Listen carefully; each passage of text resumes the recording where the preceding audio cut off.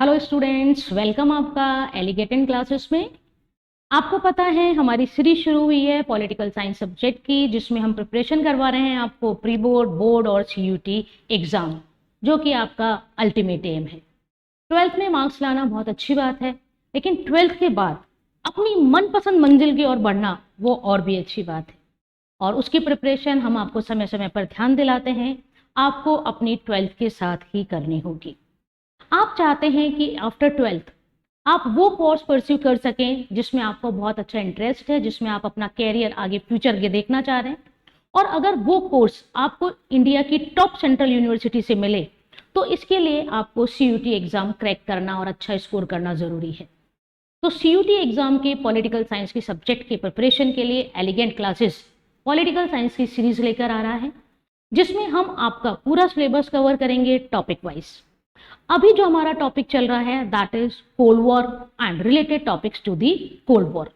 पिछली क्लासेस में हमने कोल्ड वॉर का मीनिंग, सेकेंड वर्ल्ड वॉर के बारे में, arenas of cold war, Cuba missile crisis, ठीक है, Berlin war, partition of Germany, इन सारे टॉपिक्स को कवर किया है। आज की स्लाइड में जैसे आप देख रहे हैं, आज की क्लास में आप देखेंगे, आज हम दो टॉपिक्स को लेकर बात करेंगे। एक नॉन अलाइन मूवमेंट, जिसका मीनिंग हमने प्रीवियस क्लास में डिस्कस किया था, अभी वापस हम रिवाइज करेंगे, और दूसरा एक important aspect that is new international economic order. तो आइए शुरू करते हैं आज की class for your board exams and for your CUT exam. आज की हमारी क्लास का टॉपिक है non aligned movement. Non aligned movement का मीनिंग हमने पिछली क्लास में देखा था। मैंने आपको पिछली क्लास में बताया था कि after the end of second world war, है ना, थोड़ा सा हम रिवाइज करते हैं ताकि हम नाम को देखिए। आपकी जो ये कंटेम्प्रेरी वर्ल्ड पॉलिटिक्स की बुक है, इसमें टॉपिक्स एक दूसरे से रिलेटेड है। ऐसा नहीं हो सकता कि आप पिछला चैप्टर पढ़े बिना नेक्स्ट चैप्टर को समझ जाए।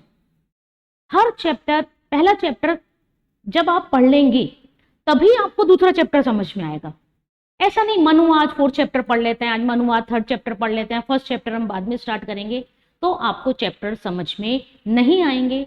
हर चैप्टर दूसरे चैप्टर्स के साथ लिंक्ड है। जब पहले का आपको कंसेप्ट क्लियर होगा तभी आपको सेकंड चैप्टर का कंसेप्ट क्लियर होगा, है ना। तो चीजें आपको समझनी है, जोड़ती जानी है और समझते जानी है। तो देखिए, हम अगर बात करें तो हमने जो हमारी क्लासेस स्टार्ट करी थी कोल्ड वॉर के साथ शुरू करी थी, और मैंने आपको बताया था कि cold war second world war के बाद स्टार्ट होता है। Cold war started after the second world war. Second world war 1939 में शुरू होता है, 1945 में खत्म होता है। अलाइड पावर्स वॉर जीतती हैं और एक्सिस पावर वॉर हार जाती हैं। 1945 में जब ये वॉर खत्म होती है तो बताया था मैंने आपको, world becomes the bipolar. It means world में दो सुपर पावर रह गई, एक यूएसए जो कैपिटलिज्म को सपोर्ट करती है और एक यूएसएसआर जो कम्युनिज्म को सपोर्ट करती है। दोनों में स्ट्रगल शुरू हो गया, दोनों में राइवलिटी आ गई, क्योंकि दोनों ये चाह रही थी कि वर्ल्ड बिकम्स द यूनिपोलर, यानी यूएसए डिमांड कर रहा था यूएसए खत्म हो जाए और मैं सुपर पावर रह जाऊं, और यूएसए डिमांड कर रहा था मैं यूएसएसआर को खत्म कर दूं और मैं सुपर पावर रह जाऊं। उसके बाद हमने आपको बताया था, जो पिछली क्लास में मैंने आपको नाम का मीनिंग बताया था, कि after the second world war there is a start of process of decolonisation. याद आया बच्चों कि जैसे ही सेकेंड वर्ल्ड, देखिए वर्ल्ड का सिनेरियो अलग अलग है, एक साथ वर्ल्ड में कई घटनाएं चल रही हैं। उधर सेकेंड वर्ल्ड वॉर खत्म हुआ, इधर कोल्ड वॉर शुरू हुआ और इधर डीकोलोनाइजेशन शुरू हुआ, और ये डीकोलोनाइजेशन शुरू हुआ तो नॉन अलाइंड की पॉलिसी आ गई। अरे बात समझने, नॉन अलाइंड की पॉलिसी आ गई तो वर्ल्ड में number of centres of alternative centres of power आ गए। अल्टरनेटिव सेंटर्स ऑफ पावर आया, एक पावर आया, दूसरा आया, तीसरा आया, एक दूसरे को वो चैलेंज कर रहे हैं। इसीलिए तो हम कह रहे हैं जोड़ते हुए पढ़ना है। ऐसा नहीं है कि आपने ये चैप्टर पढ़ लिया खत्म, ना इसका पिछले से लेना देना ना आगे से, बिल्कुल लिंक है चैप्टर एक के बाद एक। तो उसी तरह में हमारा सिलेबस कवर करना है। तो फिर आपको मैंने बताया था कि 1945 के बाद जो डीकोलोनाइजेशन के प्रोसेस शुरू हुआ, बेसिकली इन एशिया, अफ्रीका और लैटिन यूएसए। डीकोलोनाइजेशन मतलब याद करिए मैंने, वो कंट्रीज जो किसी ना किसी की कॉलोनी रही थी, जो कॉलोनियलिज्म और इंपीरियलिज्म से कभी ना कभी टॉर्चर हुई थी, कभी ना कभी परेशान थी, वो इंडिपेंडेंट होने लगी। और ये new independent countries from the Asia, Africa and Latin USA is known as the process of decolonisation. उसके बाद क्या हुआ, जब डीकोलोनाइजेशन हुआ, ये कंट्रीज फ्री हुई, तो इन कंट्रीज के सामने जो हमारी दो सुपर पावर्स थी, ठीक है, दो सुपर पावर्स कौन कौन सी थी, यूएसए और यूएसएसआर। जो भी न्यू कंट्री इंडिपेंडेंट होती, सपोज मान लीजिए एक कंट्री हम मान लेते हैं इंडिपेंडेंट हुई है after the second world war, तो यूएसए और यूएसएसआर के द्वारा क्या किया जा रहा था, उस पर प्रेशर बनाया जा रहा था या उसको कन्विंस किया जा रहा था अपने ग्रुप में इंक्लूड होने के लिए। अब फिर आपको मैंने बताया था कि इस प्रेशर के, देखिए वेपन्स उस वक्त यूज नहीं हो रहे थे, कोल्ड वॉर है ना, बार बार हम चीजों को पूरा डीप में डिपेंड नहीं कर सकते, लेकिन ब्रीफली वेपन्स उस वक्त यूज नहीं हो रहा था, वायलेंस उस पर यूज नहीं हो रहा था, फोर्स, फिजिकल फोर्स उस वक्त यूज नहीं हो रही थी कि आप किसी को मारपीट के अपने ग्रुप में मिला लो, है ना, ऐसा नहीं कर सकते थे आप। तो आपको कोई और ट्रिक्स निकालनी थी। तो और ट्रिक्स में आपने पढ़ा था, जो हम दो मेन ट्रिक पढ़ के आए थे, एक था मिलिट्री अलायंसेस, कंट्री को कलेक्टिव सिक्योरिटी देना, उसको ये एश्योर करना आप हमारे ग्रुप में आ जाओ, आपकी सुरक्षा हम करेंगे, और दूसरा उसको फाइनेंस हेल्प करना, इकोनॉमिक एड देना, ताकि वो उन इकोनॉमिक एड को दे और उनके ग्रुप में शामिल हो जाए। क्लियर? तो यहां पर जो कंट्री था उसको प्रेशर किया गया। अब कुछ कंट्रीज को जिनको लगा कि हमारा बेनिफिट है यूएसए के ग्रुप में शामिल होने का, तो वो यूएसए के ग्रुप में शामिल हो गए। जिन कंट्रीज को लगा हमारा बेनिफिट तब पूरा हो रहा है जब हम यूएसएसआर के ग्रुप में शामिल हो जाएं, तो वो यूएसएसआर के ग्रुप में शामिल हो गए, यानी दो सुपर ब्लॉक्स बढ़ते चले गए। लेकिन 1945 1947 के आसपास जब इंडिया, श्रीलंका और ये सब कंट्रीज इंडिपेंडेंट हुए, तो इंडिया को भी यही कहा गया, यूएसए कह रहा ज्वाइन माय ग्रुप, यूएसएसआर की तरफ से प्रेशर आ रहा ज्वाइन आवर ग्रुप। लेकिन इंडिया ने उस वक्त दोनों ही ग्रुप्स को ज्वाइन करने से मना कर दिया। ठीक है, इंडिया ने कहा ना तो मैं यूएसए के साथ अलाइंड हो रहा हूं, ना ही मैं यूएसएसआर के साथ अलाइंड हो रहा हूं, और इसी को क्या कहा जाता है, नॉन अलाइंड मूवमेंट। आया बच्चों समझ में? Non aligned movement is the result of cold war, है ना, याद करिए, cold war is started after the ending of second world war and non aligned movement is started because of the cold war. अगर cold war ही नहीं होता, हर country independent ही होती, तो non aligned आने की जरूरत ही क्या थी, है ना, ये रिलेवेंस में पढ़ेंगे हम। तो जो कंट्रीज डिकोलोनाइज हो रही थी, जो न्यू इंडिपेंडेंट कंट्रीज थी एशिया, अफ्रीका और लैटिन अमेरिका की, उन्होंने ये कहा we neither the join the group of USA or nor the join the group of USSR, we becomes independent and neutral, यानी हमें अब किसी के ग्रुप में शामिल होकर उसकी गुलामी में नहीं जीना, हमें उसके अकॉर्डिंग अपनी फॉरेन पॉलिसीज और इंटरनेशनल पॉलिसीज डिसाइड नहीं करना, हम अभी अभी इंडिपेंडेंट हुए हैं, हमें हमारी इंडिपेंडेंस मेंटेन रखनी है, हमारी सोवरेनिटी हमें मेंटेन रखनी है, हम क्यों किसी ग्रुप में शामिल हो गए, दोनों चीजों को खो दें, इंडिपेंडेंस को और सोवरेनिटी को। ठीक है, तो उसी चीज को मेंटेन रखने के लिए जो न्यू इंडिपेंडेंट कंट्रीज थी, उन्होंने बहुत समझदारी से निर्णय लिया और कहा नहीं, we neither join USA nor join the USSR. और इसी कंसेप्ट को क्या कहा जाता है, नॉन अलाइंड मूवमेंट कहा जाता है। ये बेसिकली मीनिंग हुआ नॉन अलाइंड मूवमेंट का। यहां देखिए, आप स्क्रीन पे देख रहे हैं, ये वो 5 महान नेता है ना, 5 पांडव कह सकते हैं, जिन्होंने नॉन अलाइंड मूवमेंट को स्टैब्लिश करने में इंपॉर्टेंट रोल प्ले करा। देखिए एक बार, अगर हम इनकी बात करें तो ये है Nasser, Kwame Nkrumah from Ghana, इनको तो सब जानते हैं, Chacha Nehru, Pandit Jawaharlal Nehru, first prime minister of India, Ahmed Sukarno Indonesia, और Joseph Broz Tito from Yugoslavia. आपसे क्वेश्चन पूछा जाता है, name the founder leaders of non aligned movement. ये 5 लीडर्स हैं जिन्होंने नॉन अलाइंड मूवमेंट को एस्टैब्लिश करा या उसको बनाने में इनका इंपॉर्टेंट रोल है। आपको यहां पर लीडर्स के साथ कंट्री के नेम भी ध्यान रखने हैं। अब्दुल नासिर इजिप्ट, जिसे मिस्र हम कहते हैं, नक्रुमाह घाना से, जवाहरलाल नेहरू इंडिया से, सुकर्नो इंडोनेशिया से, और मार्शल टिटो यूगोस्लाविया से। आप देखिए, अगर आप इन कंट्रीज को पढ़ेंगे तो आप बिल्कुल याद करेंगे कि these countries belongs to the third world, यानी ये कंट्रीज कौन सी ग्रुप में थे, याद आया, मैंने आपको थर्ड वर्ल्ड का मतलब बताया था। First world USA, second world USSR, third world decolonise country Asia, Africa and Latin America. तो इन 5 ने मिलकर ये कंसेप्ट लाए कि हमें किसी भी ग्रुप में इंक्लूड नहीं होना, हमें एक पॉलिसी ऑप्ट करनी है जिसे क्या कहा गया, नॉन अलाइंड पॉलिसी। तो these are the 5 famous leaders, famous आप कह सकते हैं founder of non aligned movement. अब देखते हैं कैसे कैसे नॉन अलाइंड मूवमेंट की प्रिंसिपल्स क्या हैं और कैसे कैसे नॉन अलाइंड मूवमेंट आगे जाकर डेवलप हुआ। यानी जब नॉन अलाइंड मूवमेंट आया तो जो नॉन अलाइंड कंट्रीज थी जिन्होंने नॉन अलाइंड को फ्रेम किया, तो उन्होंने अपने कुछ प्रिंसिपल्स बनाए कि हमारा non aligned movement in principles पर काम करेगा। और कितने प्रिंसिपल्स बनाए, 5 प्रिंसिपल्स बनाए, पंचशील। ठीक है, देखिए क्या कह रहे हैं ये 5 सिद्धांत। अगर हम इनकी बात करें, mutual respect for each others territorial integrity and sovereignty, यानी हर कंट्री दूसरी कंट्री की जो टेरिटरी है उसका रेस्पेक्ट करेगी, यानी there is no policy of imperialism, यानी एक कंट्री दूसरी कंट्री पर अटैक करके अपनी बाउंड्रीज को उतना एक्सपेंड नहीं करेगी कि वो दूसरी की टेरिटरी में आ जाए। ओके, तो ये क्या हो गया आपका रेस्पेक्ट ऑफ टेरिटरी इंटीग्रिटी। और दूसरा आप देख रहे हैं सोवरेनिटी। सोवरेनिटी का मतलब होता है सुप्रीम पावर, उसकी अथॉरिटी, उसकी ऑटोनॉमी, उसमें भी इंटरफेरेंस नहीं किया जाएगा। तो पहला प्रिंसिपल क्या कह रहा है नॉन अलाइंड का, कि हर कंट्री दूसरी कंट्री की जो बाउंड्री है, जो टेरिटरी है, उसका रेस्पेक्ट करेगी, और दूसरी जो उसकी सॉवरेनिटी है, उसका जो रेस्पेक्ट है, जो उसका म्यूचुअल अथॉरिटी है, जो ऑटोनॉमी है, उसका इंटरेस्ट करेगी। म्यूचुअल नॉन एग्रेशन, यानी अननेसेसरी हम एक दूसरे पर अटैक या अननेसेसरी एक दूसरे पर नॉन एग्रेशन, यानी एग्रेशन नहीं करेंगे, अटैक या आप कहो इंटरफेरेंस, एक्सटर्नल अफेरेंस, वो हम नहीं रखेंगे, म्यूचुअली ही करेंगे। Mutually non interference in the domestic affairs. Domestic affairs मतलब जो उस कंट्री का इश्यू है, जिससे किसी और कंट्री को लेना देना नहीं है, उसमें भी दूसरी कंट्री इंटरफेरेंस नहीं करेगी।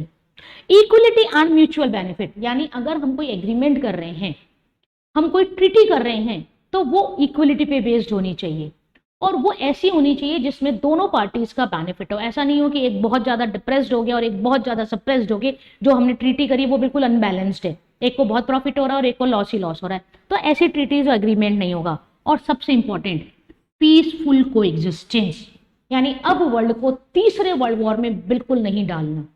हम हमारे जो डिस्प्यूट्स हैं, जो स्ट्रगल्स हैं, जो कॉन्फ्लिक्ट्स हैं, कोशिश करेंगे हम उनको पीसफुली सॉल्व करें और वर्ल्ड में पीसफुल कोएग्जिस्टेंस का एक एनवायरनमेंट क्रिएट करें। तो बेसिकली जब आप इन 5 प्रिंसिपल्स को देखेंगे बेटा, तो आप देखेंगे ये सारे 5 प्रिंसिपल एक ही बात कह रहे हैं, क्या? एक दूसरे की रेस्पेक्ट करिए, एक दूसरे की इंटीग्रिटी को बनाए रखिए, इंटरनल अफेयर्स से दूर रहिए, एक्सटर्नल अफेयर्स को पीसफुली सॉल्व करिए, और इस तरह से वर्ल्ड में वर्ल्ड पीस हमें मेंटेन करना पड़ेगा। और इंपॉर्टेंट बात कि नाम किस पर बेस्ड है? नाम इक्वलिटी पे बेस्ड है, कोई सुपर ब्लॉक नहीं, कोई सुपर पावर नहीं, all countries belong to a same status, same criteria. Okay, तो यहां पर ये क्या थे? These are the 5 principle of non aligned policy. Meaning समझ में आया? मीनिंग मतलब the country that not join the group of USA and USSR becomes independent and neutral are non-aligned countries. Non-aligned, the founder of non-aligned countries are 5 famous leaders. Other one, 5 famous leader and 5 principles. दोनों 5 हैं, ठीक है? And 5 leaders ने 5 principles बनाए जो basically mutual existence और peaceful coexistence पर based हैं। आगे की कहानी में हम बात करेंगे कि ये जो नाम है, ये जो non-aligned countries हैं, इनकी समिट्स होती हैं। जनरली नॉन अलाइन मूवमेंट की समिट जो होती हैं एक बार होती है 3 साल में, ठीक है, 1 in 3 years। अगर हम बात करें कि ये जो नाम है क्या अचानक से आ गया? नहीं, देखिए 19 उसमें हम देखें तो एक एशिया अफ्रीका बांडुंग कॉन्फ्रेंस हुआ था, पंडित जवाहरलाल नेहरू की पहल थी, और पंडित जवाहरलाल नेहरू ने ये देखा कि भाई हमें तो इंक्लूड नहीं होना है ना, हमें तो किसी भी सुपर पावर में इंक्लूड नहीं होना, तो हम क्या करें? तो 1955 में Asia Africa Bandung conference Bandung में आयोजित की गई थी। Asia Africa conference held in Indonesia. Bandung कहां पर है? इंडोनेशिया में। देखिए जब आप पॉलिटिकल साइंस पढ़ें तो आप बच्चों ये जरूर ध्यान दें कि कौन सी कंट्री, मतलब कौन से जो हम प्लेस की बात करें कौन से कंट्री में आता है। कई बार इस तरह से भी क्वेश्चन आ सकता है।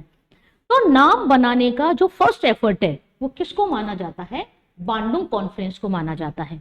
कब हुई? 1955 में हुई। कहां पर हुई? इंडोनेशिया में हुई। और कहां से कंट्रीज इसमें इंक्लूड हुए थे?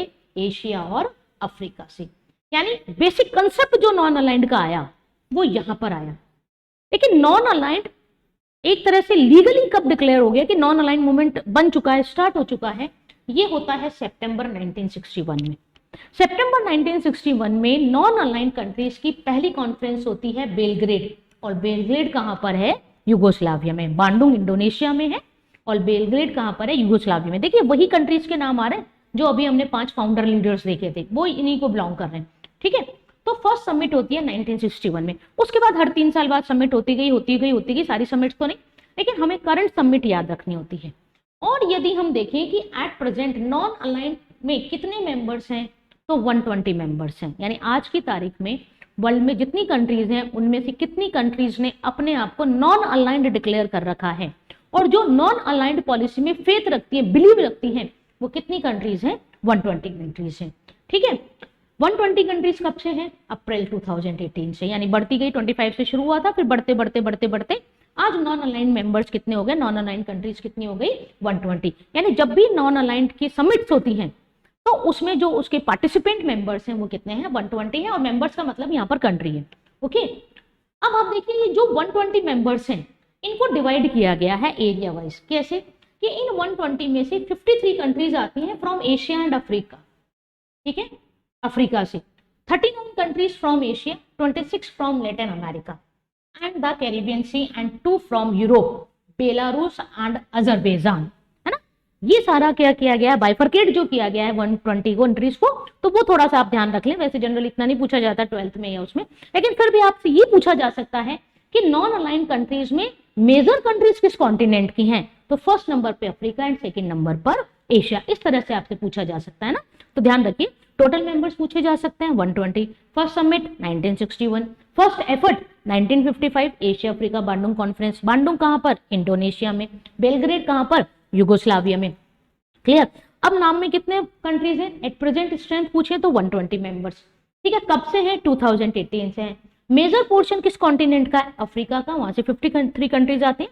उसके बाद सेकंड नंबर पर एशिया। बेसिकली आपको पता भी है अफ्रीका और एशिया में ज्यादा ही डिकोलोनाइज हुआ था, वहां की कंट्री हुई थी, ठीक है, यहाँ पर हो गया। इसके अलावा अगर देखें तो जब नाम की समिट होती है तो 7 कंट्रीज और होती हैं, इन्वाइटेड होती हैं, वो है ना गेस्ट के तौर पर, और 10 international organisations that are observers name.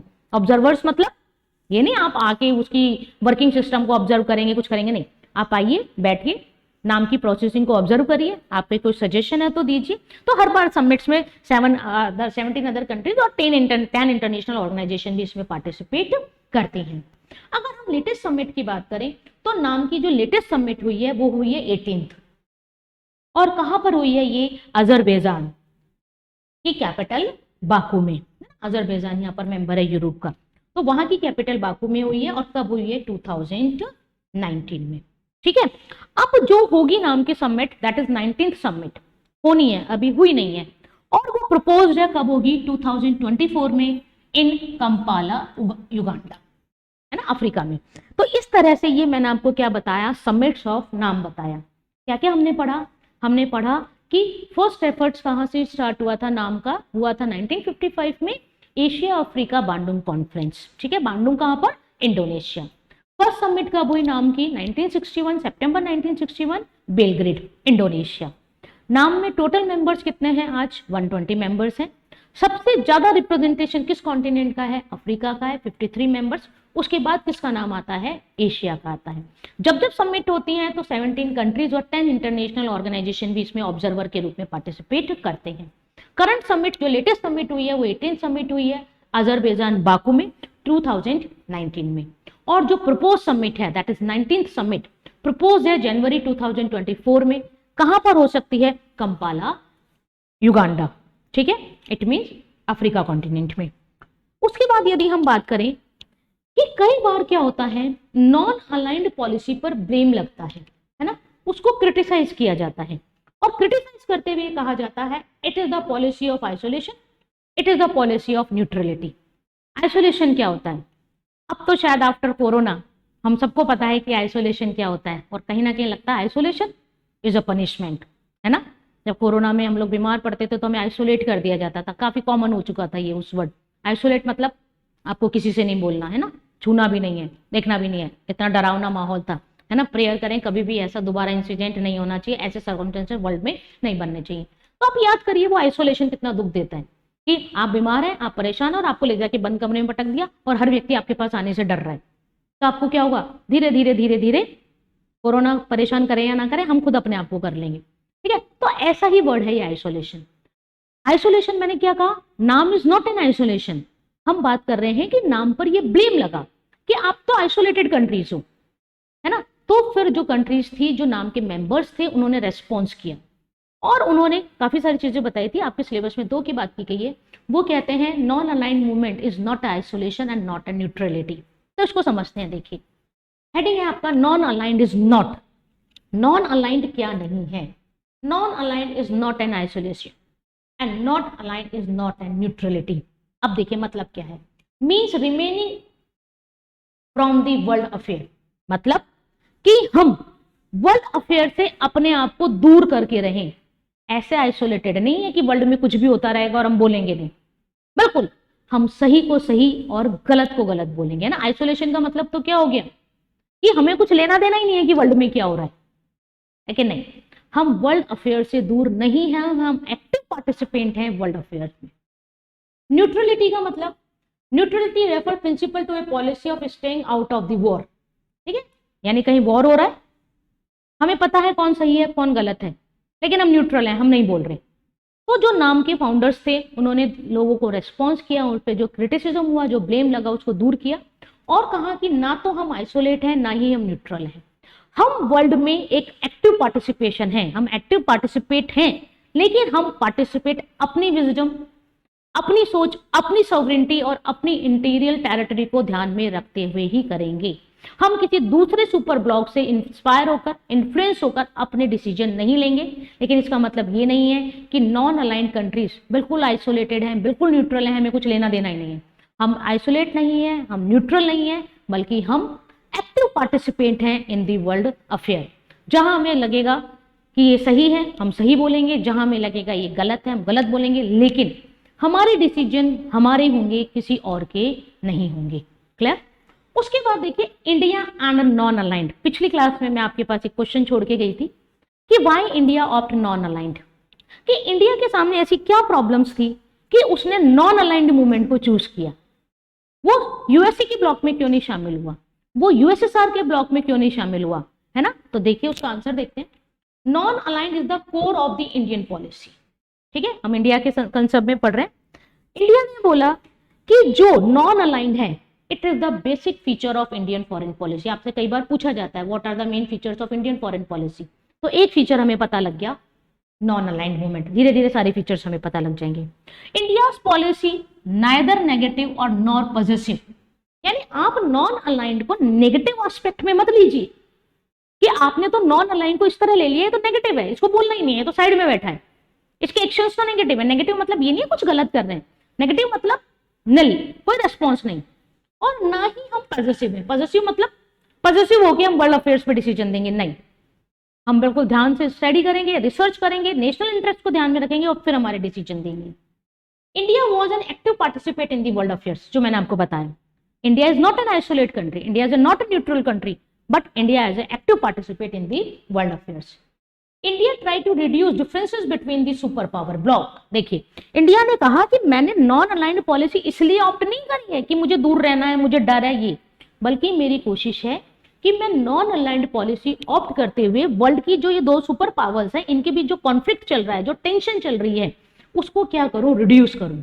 India was often balance between the super powers, और इंडिया ने कोशिश करी कि इनके कॉन्फ्लिक्ट्स को दूर करते हुए, उनके जो राइवलिटी है, जो मिलिट्री अलायंसेज है, उनको दूर करते हुए, जो जो वो कर रहे हैं, वेपन्स यूज नहीं कर रहे लेकिन फॉल्स प्रोपेगेंडा हो रहा है ना, आपको मैंने मीन्स बताए थे उसके, उन सबको एक तरह से उनको समझाऊं, उनमें डिफरेंसेस दूर करूं और वर्ल्ड में बैलेंस ना हो कि कोई सुपर पावर नहीं, कोई सुपीरियर नहीं, कोई अपर नहीं, कोई लोअर नहीं, सबको एक इक्वल स्टेटस पे लाया जाए, इक्वलिटी पे लाया जाए और वर्ल्ड को हम क्या करें, डेवलप करें। ठीक है, तो यहां पर हमने क्या देखा, इंडिया एंड नॉट अलाइंड। ठीक है, तो ये हमारा एक टॉपिक हुआ non aligned movement. Non aligned movement में हमने मीनिंग देखा, रीजन देखा, 5 प्रिंसिपल्स देखे, समिट्स देखी और इंडिया का लुक देखा towards the non aligned policy. Okay बच्चों, नया टॉपिक हमारा आज की क्लास में हम शुरू करेंगे। देख रहे हैं आप NIEO, new international economic order. आइए सुनते हैं, समझते हैं क्या है ये। देखिए बच्चों, यहाँ पर आपको थोड़ा समझना पड़ेगा, बहुत आसान सा टॉपिक है। जनरली हमें लगता है ये बहुत टिपिकल टॉपिक है, लेकिन कोई भी टिपिकल नहीं है, कुछ भी टफ नहीं है। और मैं तो हमेशा कहती हूँ पॉलिटिकल साइंस तो बिल्कुल ही टफ नहीं है, कहानियां हैं, बस कहानियां सुननी है, समझनी है, दिमाग में रखना है और क्वेश्चन के अकॉर्डिंग आंसर लिखना है। हाँ, कुछ फैक्ट्स हैं, कुछ डेटाज हैं, वो तो ऑब्वियसली आपको हर सब्जेक्ट में याद रखना पड़ता है। मैथ्स में आप फॉर्मूले याद रखते हैं ना, साइंस में आप केमिकल इक्वेशंस याद रखते हैं, इकोनॉमिक्स में आप डेटाज याद रखते हैं, हर जगह कहीं ना हिस्ट्री में डेट्स याद रखते हैं। तो हर सब्जेक्ट में कुछ डेटाज और फैक्ट्स तो आपको लर्न करने पड़ेंगे, वो भी पॉलिटिकल साइंस में, लेकिन बाकी सब कहानियां है ना, बस कहानियां सुननी है हमें। तो देखिए क्या है ये न्यू इंटरनेशनल इकोनॉमिक।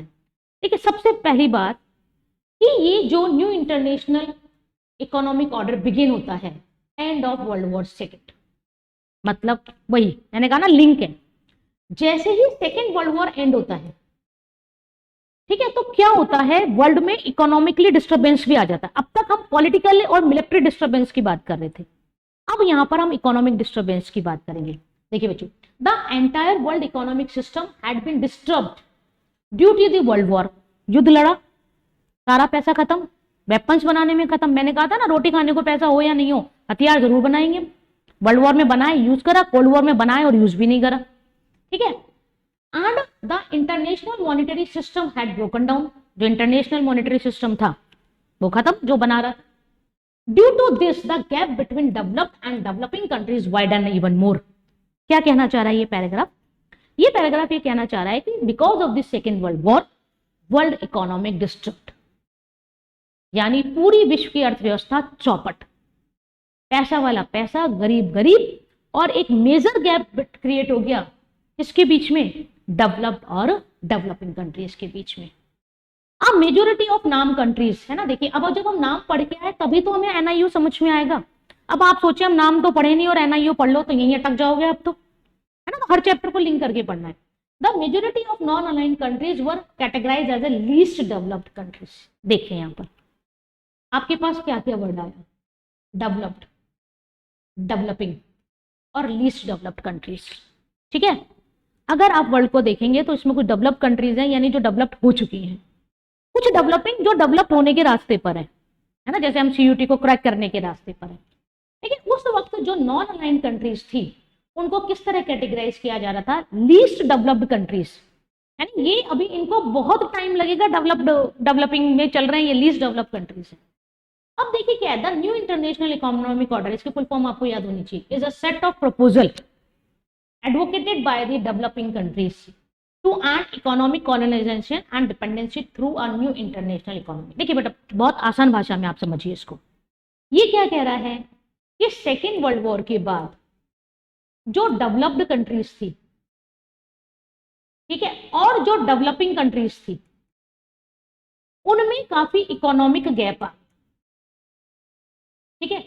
और इस इकोनॉमिक गैप को दूर करने के लिए जो नई पॉलिसी लाई गई उसे क्या कहा गया, न्यू इंटरनेशनल इकोनॉमिक ऑर्डर। यानी पहले जैसे अर्थव्यवस्था चल रही थी, न्यू कॉलोनिज्म था, इकोनॉमिक हेल्प देके कंट्री को अपने कंट्रोल में किया जा रहा था, वो सब खत्म। अब हमें नया इकोनॉमिक स्टेटस बनाना पड़ेगा, नई इकोनॉमिक पॉलिसीज बनानी पड़ेंगी जो इक्विलिटी पे बेस्ड हो और जो किसी भी एक कंट्री के द्वारा दूसरे कंट्री का उसका इकोनॉमिक एक्सप्लॉयटेशन ना किया जाए।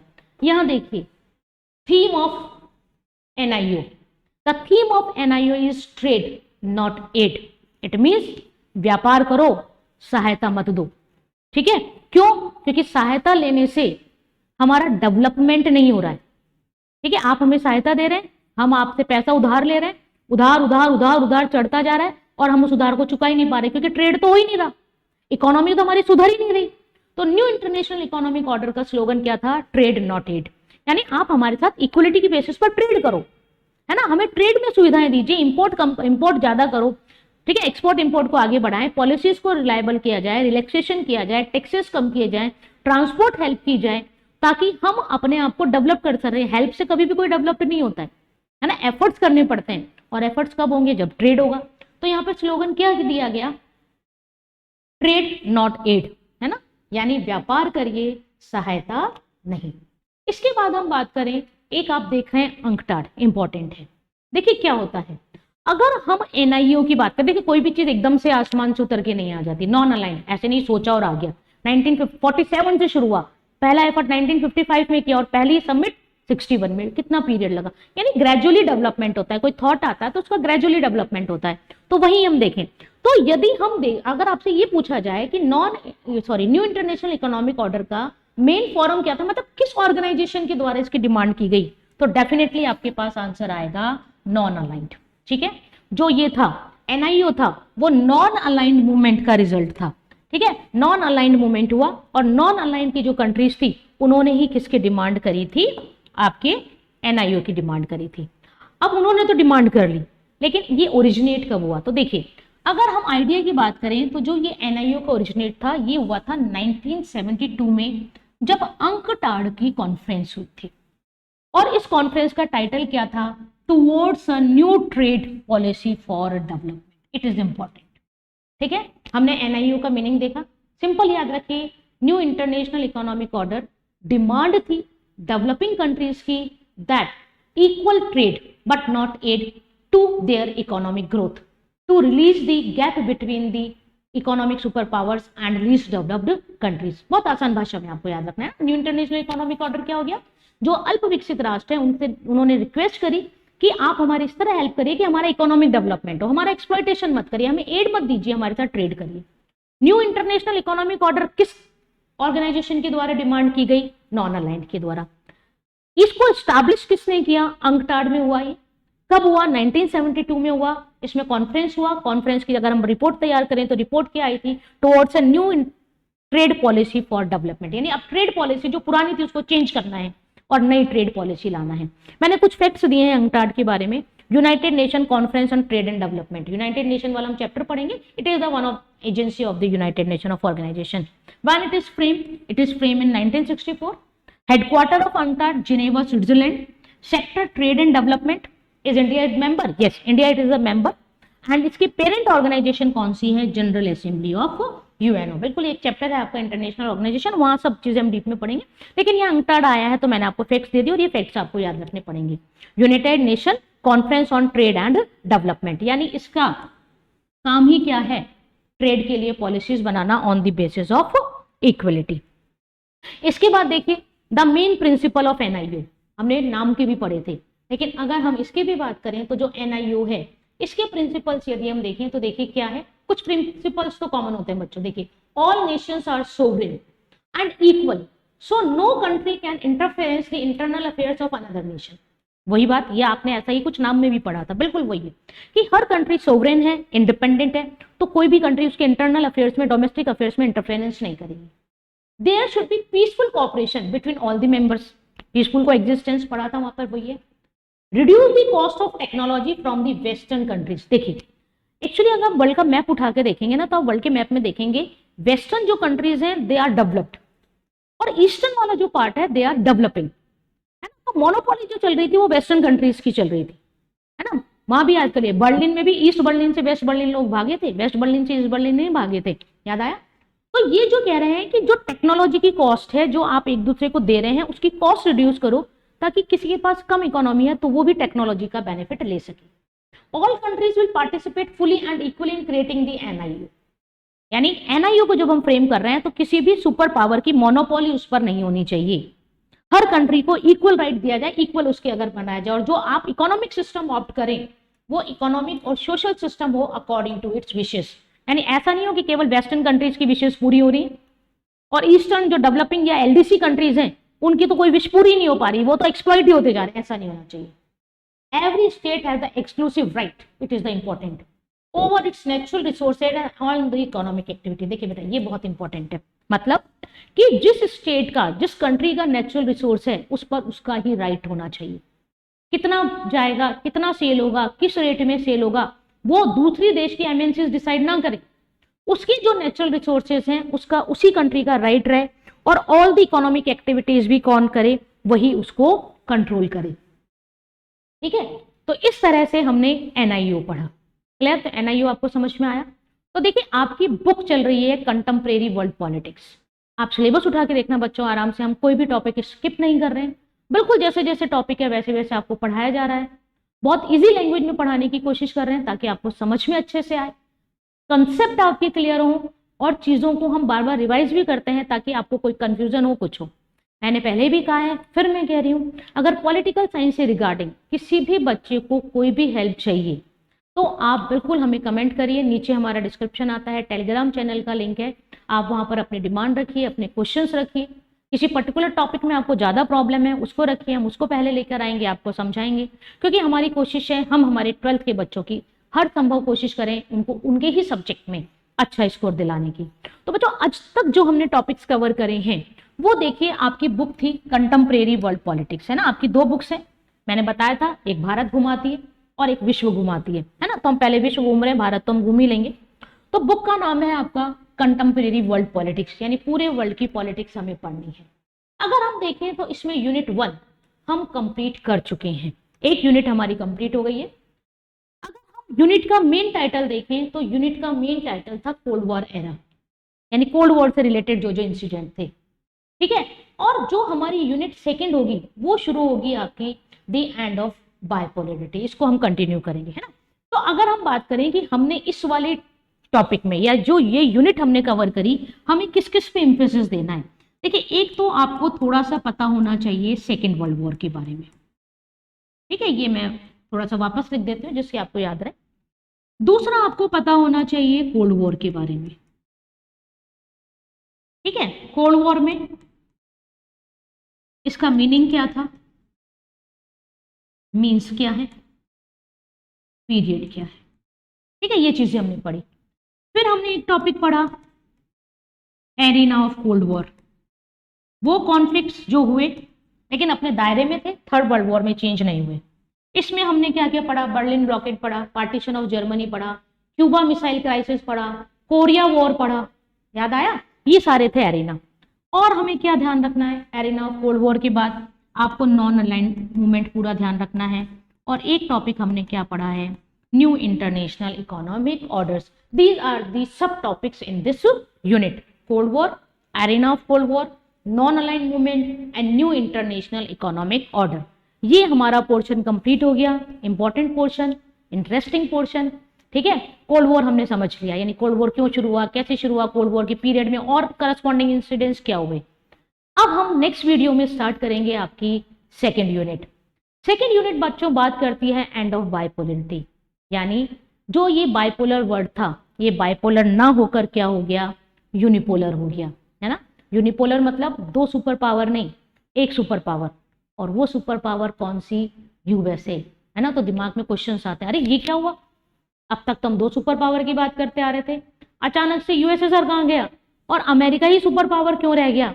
तो बस यही तो इंटरेस्टिंग कहानी पढ़नी है हमें अगली वीडियो में, ठीक है। तो अगली वीडियो से हम शुरू करेंगे आपकी second unit, that is end of बाइपोलरिटी।